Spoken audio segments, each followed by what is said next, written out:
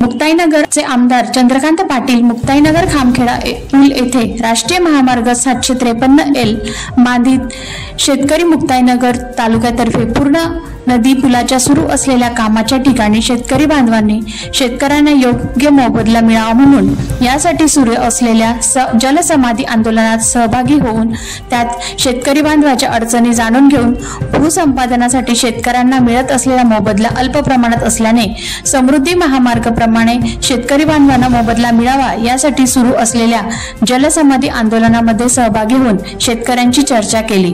या प्रसंगी संबंधित शेतकरी बांधव, शिवसेना, युवासेना पदाधिकारी, शिवसैनिक उपस्थित होते।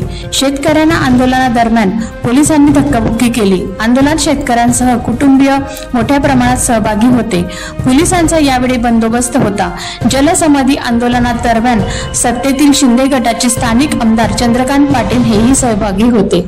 कैलास कोडी यांचा रिपोर्ट, माझा आवाज लाईव्ह, मुक्ताईनगर।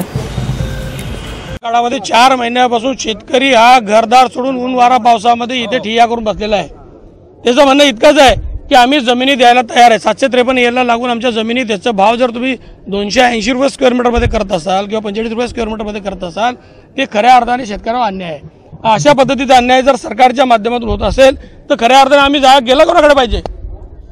सरकारचं पहिलं धोरण आहे की बळीराजा हा देशाचा केंद्रस्थान आहे। मग बळीराजाच्या दृष्टीने जर असा निर्णय होत असेल तर मला असं वाटतं की खऱ्या अर्थात दुर्दैवी आहे।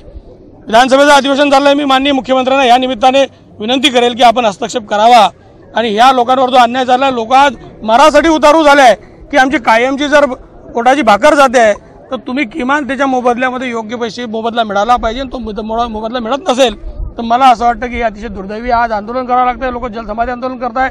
इथे पाहिलं तर पाणी 50 फूट खोल आहे। अशामध्ये पोलीस प्रशासनाने आमच्याला कुठेतरी वाद होतोय।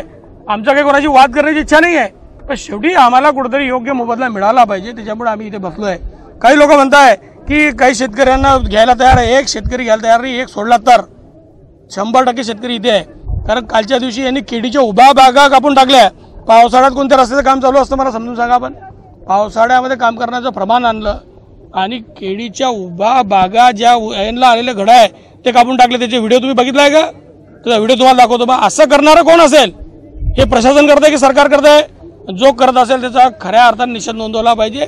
ते कोण असेल, सरकार असेल, प्रशासन, मला माहित नाही, पण अशा पद्धती होत असेल तर आम्ही 100% चूप असणार नाही। जीव गेला तर बेहतर, पण या शेतकऱ्यांना न्याय मिळाल्याशिवाय इथून हलणार नाही, हे खरं आहे।